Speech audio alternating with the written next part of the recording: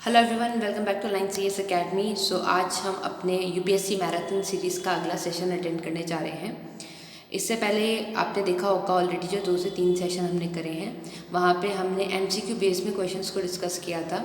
Mostly questions का format जो है ये यूपीएससी के प्रीवियस ईयर क्वेश्चंस की तरह ही है। इसके साथ साथ इस साल के करंट अफेयर्स को भी ध्यान में रख के क्वेश्चंस को फ्रेम किया गया है और आने वाले टाइम में जितने भी यूपीएससी के होने वाले एग्ज़ाम्स हैं उन सब को फोकस करके ये सीरीज़ तैयार करी जा रही है।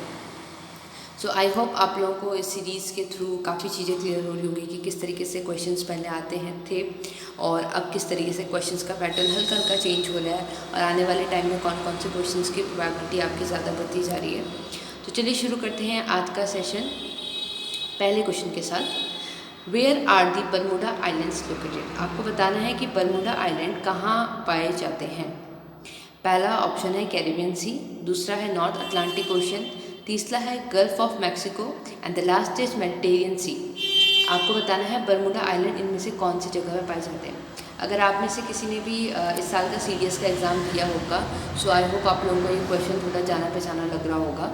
ठीक, तो चलिए देखते हैं इसका आंसर क्या होगा। इसका आंसर होगा आपका बी, यानी नॉर्थ अटलांटिक ओशन में आपको बरमूडा आइलैंड देखे जाते हैं। देखिए ये जो पूरे हैं आपके ये मेन बरमूडा आइलैंड्स हैं, ठीक है। और इसी के आसपास आपने जो एक सुना होगा बरमूडा ट्रायंगल नाम की जो जगह है वो भी आपको यहीं कहीं देखने को मिलती है। तो बेसिकली आपका ये नॉर्थ अटलांटिक ओशन में पड़ता है। अटलांटिक ओशन की जब आप बात करें आपके अमेरिकन कॉन्टिनेंट और आपके इस साइड से यूरोप कॉन्टिनेंट, नीचे अफ्रीकन कॉन्टिनेंट के बीच में आपका जो है अटलांटिक ओशन आपको यहाँ पर देखा जाता है। ये अटलांटिक ओशन के भी जो नॉर्दर्न रीजन है उसमें आपका बरमूडा आइलैंड्स पाए जाते हैं। क्लियर? तो यहाँ पे कुछ इंपॉर्टेंट इसका ये हैमिल्टन आपको एक जगह यहाँ पे देखने को मिली है। इसके साथ साथ कुछ इंपॉर्टेंट के आइलैंड्स ग्रुप हैं, तो आप इसको एक बार देख सकते हैं। इंपॉर्टेंट बस इतना है कि आपके नॉर्थ अटलांटिक रीजन में पाए जाते हैं। बाकी ऑप्शन में कैरिबियन सी था, तो आपको पता है कैरिबियन सी काफ़ी जो आपका नॉर्थ अमेरिका साउथ अमेरिका के बीच में जो एरिया आता है वो कैरिबियन सी आता है। वहीं पे आपका गल्फ ऑफ मैक्सिको भी दिख जाता है और मेडिटेरियन सी तो आपका उस जगह पे पड़ता ही नहीं है। Clear? Next question, Which one of the following is the first urban settlement in the world to reach a population size of 1 million plus city? आपको बताना है इसमें से कौन सी वो पहली अर्बन सेटलमेंट थी जो 1 मिलियन जो पॉपुलेशन साइज उसको रीच किया था सबसे पहले। अभी की बात नहीं कर रहे, सबसे पहले किसने किया था। Your options are London, Paris, New York, Washington DC.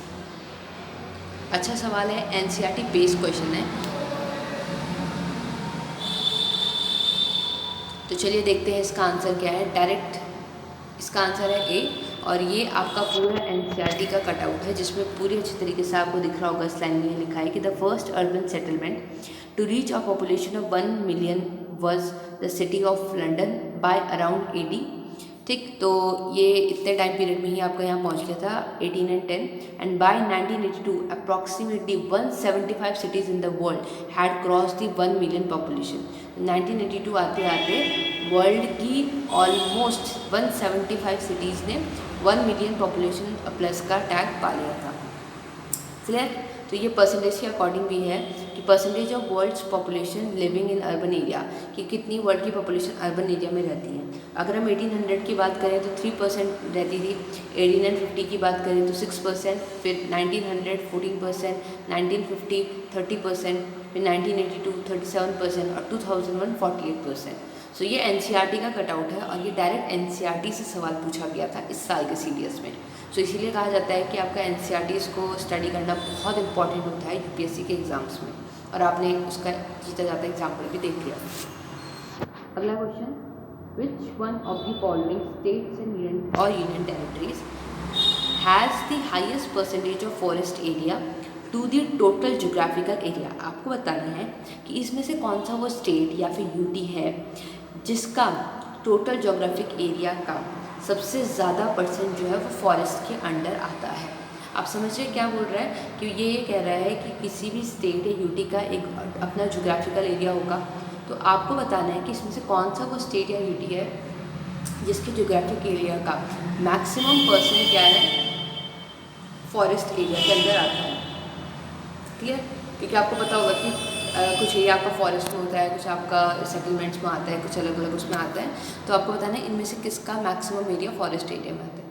Arunachal Pradesh, Lakshadweep, Nagaland, Mizoram. Answer देखते हैं इसका आंसर है आपका बी, लक्षद्वीप। ठीक, अब अगर आपने जो फॉरेस्ट रिपोर्ट है अगर उसको अच्छे से पढ़ा होगा तो उसमें एक क्लियरली लिखा है कि out of these state and union territories normally जो जिनके पास 33% से ज़्यादा फॉरेस्ट कवर है उसमें से भी लक्षद्वीप, मिजोरम और अंडमान निकोबार, अरुणाचल प्रदेश, मेघालय के वो स्टेट यूटीज़ हैं जिनका फॉरेस्ट कवर 75% से भी ज़्यादा है। ठीक, तो क्वेश्चन में उन्होंने पूछा था स्टेट या यूटी, तो लक्षद्वीप आपका ऑप्शन में था तो आंसर हो गया था। अदरवाइज आपका सिर्फ स्टेट में आता तो फिर आपका मिजोरम यहाँ पे ऑप्शन में आ जाता आंसर। ठीक, तो यूटीज़ में नंबर 1 लक्षद्वीप है, फिर आपका अंडमान निकोबार देखने को मिल रहा है, और अगर स्टेट में देखो तो आपको टॉप 3 में मिजोरम दिख रहा है। अगला सवाल, मणिकरण इन Himachal Pradesh is known as. आपको बताना है मणिकरण जो हिमाचल प्रदेश में पाया जाता है वो किस चीज़ के लिए फेमस है। Solar energy, geothermal energy, bio energy, wind energy. Current affairs based question, clear. So इसका आंसर है आपका बी, सोलर एनर्जी। तो ये आपका एक हॉट स्प्रिंग टाइप का है, और इसी को ही पहले हम ये देख लेते हैं हॉट स्प्रिंग्स होते क्या हैं। देखिए, जब जो आपके अर्थ का जो थोड़ी सी डेप्थ होती है, जो कि आपके दो आपको पता होगा कि अर्थ का जो सरफेस होता है, तब आप नीचे की तरफ को जाएंगे, सेंटर की तरफ, कोर की तरफ को जाएंगे तो आपको लेयर्स दिखेंगे, लिथोस्फीयर, एस्टेनोस्फीयर। ठीक, क्लियर, लेयर्स में आपको बटा हुआ दिखेगा। अब इन लेयर्स की अपनी अपनी प्रॉपर्टीज़ है। कोई लेयर हार्ड इन नेचर होता है, कोई लेयर आपका सेमी मॉल्टन स्टेट में होता है। ठीक, तो जो लेयर आपका सेमी मॉल्टन स्टेट में होता है ऑब्वियसली वहाँ पे जो टेम्परेचर है वो हार्ड लेयर के कंपैरिजन में ज़्यादा होगा। जब वहाँ का टेम्परेचर ज़्यादा होता है तो वो ना सिर्फ अपने ऊपर वाली लेयर को अफेक्ट करता है, अपने नीचे वाली लेयर को भी अफेक्ट करता है। तो जब वो अपनी ऊपर वाली लेयर को अफेक्ट करता है तो वहाँ पे जो रॉक्स हैं उनको तो अफेक्ट करेगा ही करेगा, लेकिन उसके साथ साथ वहाँ पे जो वाटर पाया जाता है वो उसको भी अफेक्ट करता है, और अल्टीमेटली जो वाटर का जो टेम्परेचर है वो आपका इसमें बढ़ने लग जाता है। क्लियर, इसलिए आप देखेंगे कि आपको पहाड़ों के एरियाज़ में आपको कई कई जगह पे गर्म पानी के स्रोत दिखाई देते हैं। तो वो गर्म पानी के स्रोत इसलिए दिखाई देते हैं क्योंकि वो जो हीट है, वो जो टेम्परेचर है उसे अपनी जो बिलो लेयर है वहाँ से मिल रहा है। तो हॉट स्प्रिंग्स आपके ये होते हैं, ये आपको दिख रहे हैं यहाँ पे, ये आपके इस तरीके से हॉट स्प्रिंग क्रिएट होते हैं। Water heated depth rise to the velocity of the surface. नीचे डेप्थ में वाटर हीट हुआ, वो सरफेस पे आ गया। ठीक, अब अगर उस वाटर में बबल्स ऑफ गैस क्रिएट होने लग जाते हैं, ठीक, और फिर वो सरफेस पे इरप्ट होने लग जाता है तो वो आपका गीजर्स कहा जाते हैं। देखे होंगे आपने अलग अलग गीजर्स भी क्रिएट हो जाते हैं। तो अगर वो नॉर्मल इस तरीके से सरफेस पे सेटल हो रखा है तो वो हॉट स्प्रिंग है, लेकिन अगर उसमें गैस के बबल्स क्रिएट हो रहे हैं और फिर वो एक तरफ से ऐसे एक्सप्लोड करके हो रहा है तो वो आपके गीजर्स क्रिएट हो जाते हैं। तो ये होते हैं हॉट स्प्रिंग और ये होते हैं आपके गीजर्स। क्लियर, तो इसी को ही अगर आप आगे याद रखें तो ये इंडिया के कुछ इंपॉर्टेंट हॉट स्प्रिंग्स हैं, कौन कौन सी जगह में पाए जाते हैं। पहला है पनामिक नुब्रा वैली, दूसरा है खीर गंगा जो कि हिमाचल प्रदेश के कुल्लू में पाया जाता है, तीसरा है मणिकरण साहिब जो हिमाचल प्रदेश में है, तातापानी जो छत्तीसगढ़ में है, गौरीकुंड उत्तराखंड में है, युमनथांग सिक्किम में है, और रेशमी जो कि आपका सिक्किम में है। तो ये सब क्या है, ये इंडिया के कुछ इंपॉर्टेंट हॉट स्प्रिंग्स हैं और उनकी लोकेशन। लास्ट सवाल आज का, who among of the following first mooted the idea of deficient financing. आपको बताना है कि इसमें से किसने डेफिशिएंट फाइनेंसिंग का आइडिया सबसे पहले दिया था। इसके लिए आपको ये पता होना चाहिए कि डेफिशिएंट फाइनेंसिंग क्या होता है, या फिर अगर आपने एनसीईआरटी जैसे इससे पढ़ी है 11th-12th की इकोनॉमिक्स की तो आपके लिए तो ये बहुत ईजी सवाल है।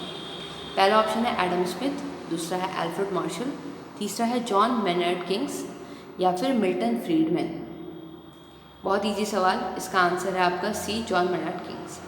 देखिए, डेफिसिट फाइनेंसिंग ये होता है कि जब आपको पता होगा कि एक गवर्नमेंट का आता है रिसीप, यानी जितना उसकी रिसिप्ट होती है, जितना उसके पास पैसा आ रहा है, दूसरा होता है गवर्नमेंट कितना एक्सपेंडिचर कर रही है। ठीक, तो जब गवर्नमेंट का एक्सपेंडिचर उसके रिसिप्ट से ज़्यादा हो जाता है, यानी जितना पैसा आ रहा है उससे ज़्यादा खर्च हो रहा है, तो एक डेफिशिएट क्रिएट हो जाता है। ठीक, तो उस डेफिशिएट को फिल करने के लिए गवर्नमेंट क्या करती है, उसको फाइनेंस करती है। फाइनेंस करने का मतलब ये है कि मान लीजिए फॉर एग्जाम्पल, बहुत नॉर्मल सी चीज़ है, मान लीजिए अगर सरकार के पास 100, मानो एक नॉर्मल इंसान को ले लेते हैं, मिस्टर ए है, इसके पास 100 रुपये आता था, इसकी जो महीने की जो कमाई है वो 100 रुपीज़ है।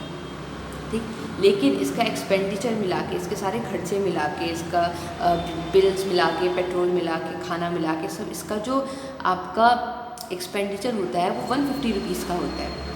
अब अगर आप इन दोनों को माइनस करें तो 50 रुपीज़ जो है इसके पास एक्स्ट्रा है, एक्स्ट्रा इसको चाहिए, क्योंकि इसकी कमाई तो 100 रुपीज़ है बट इसका एक्सपेंडिचर 150 रुपीज़ है।